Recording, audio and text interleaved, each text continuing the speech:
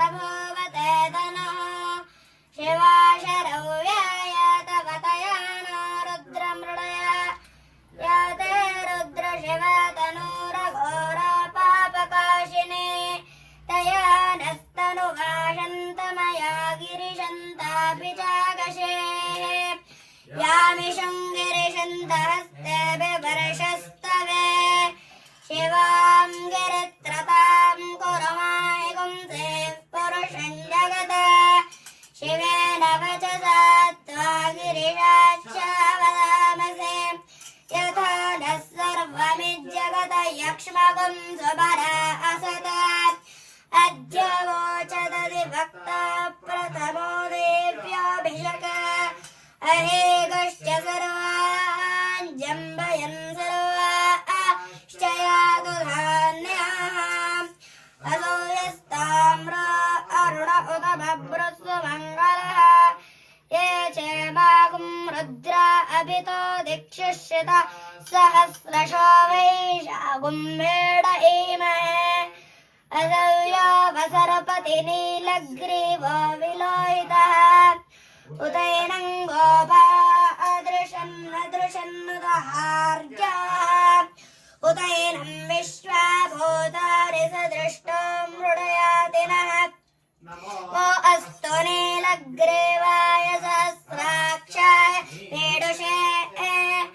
अथो ये अस्य सत्त्वा नो अन्तेभ्यो करं नमः प्रमुञ्च धन्वनस्त्वमुभयोरार्त्नियोर्ज्यां याश्च ते हस्त इषवः पर्णाता भगवो वपा अवतत्यदनुस्त्वगुं सहस्राक्षशतेषु ते निशीर्य शल्यानां मुखा शिवो नः सुमना भव विज्यन्दनुः कपर्दिनो विशल्यो बाणवागुम् उत अनेशन्नस्येषवः पुरस्य निषङ्गतिः याते हेतिर्मेढष्टमहस्ते बभूवते तनुः तयास्मानविश्वतस्त्वमयक्ष्मया परिभुजा नमस्ते अस्त्वायुधाय नाददाय दृष्णवे उभाभ्यामुत ते नमो बाहुभ्यां तव धन्वने परिते धन्वनो हेतिरस्मान् प्रणक्तो विश्वतः अथो य इषुधिस्तकारे अस्मन्निदेहितं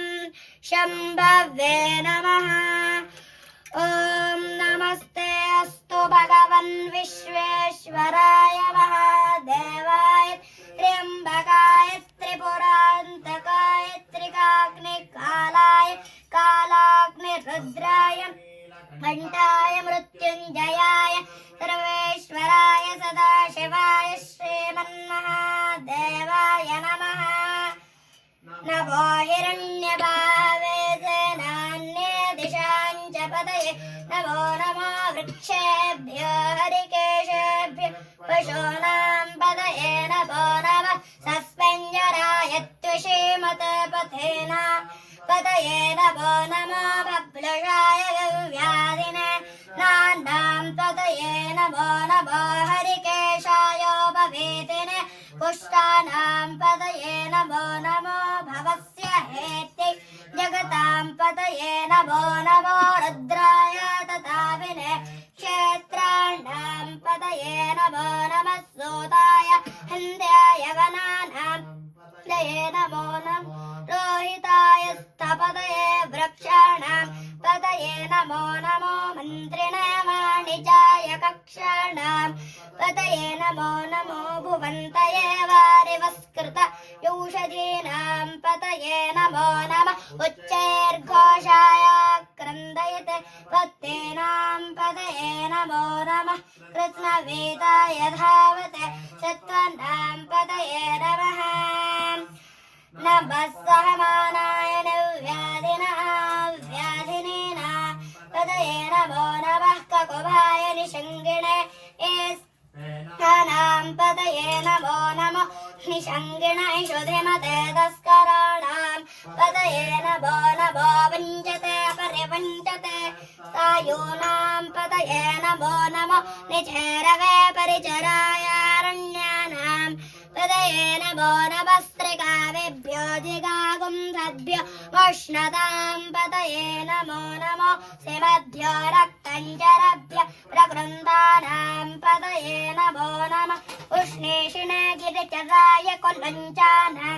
पतये नमो नमः इषुभद्भ्यो धन्वावेभ्यश्च वो नमो नमः आतन्वानेभ्य प्रतिददानेभ्यश्च वो नमो नमः आयच्छद्भ्यो विद्वदाभ्यश्च वो नमो नमोऽस्यद्भ्यो विद्यद्भ्यश्च वो नमो नमः आसीनेभ्यः शयानेभ्यश्च वो नमो नमः स्वपद्भ्यो जाग्रद्भ्यश्च नमो नमस्तिष्ठद्भ्यो तावद्भ्यश्च वो नमो नमः सभापतिभ्यश्च वो नमो नमो अश्वेभ्यो श्वपतिभ्यश्च वो नमः नमो व्याधिनीभ्यो विविद्यन्तेभ्यश्च वो नमो नमः उगणेभ्यस्त्रगुंहदेभ्यश्च वो नमो नमो गत्सेभ्यो ग्रत्सपतेभ्यश्च वो नमो नमो व्रातेभ्यो व्रातपतेभ्यश्च वो नमो नमो गणेभ्यो गणपतेभ्यश्च वो नमो नमो विरूपेभ्यो विश्वरूपेभ्यश्च वो नमो नमो वहद्भ्यः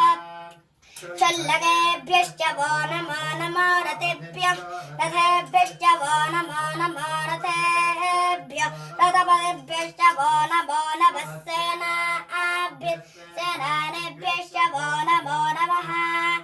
शत्रुभ्यः संग्रहेतृभ्यश्च वो नमो नमस्तक्षभ्यो रथकारेभ्यश्च वो नमो नमः कुलालेभ्यः कर्मरेभ्यश्च वो नमो नमः पुञ्जिष्टेभ्यो निषादेभ्यश्च वो नमो नमः ईशुकृद्भ्यो धन्वकृद्भ्यश्च वो नमो नमः मृगायोभ्यश्वनेभ्यश्च वो नमो नमः श्वभ्यश्वपदेभ्यश्च वो नमः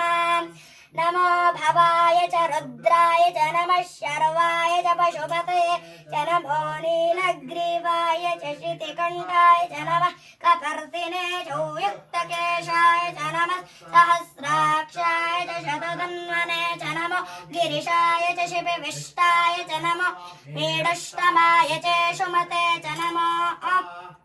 ह्रस्वाय च वामनाय च नमो बृहते च वर्षीयसे च नमो वृद्धाय च संवृध्वने च नमो अग्र्याय च प्रथमाय च नमः आशुषे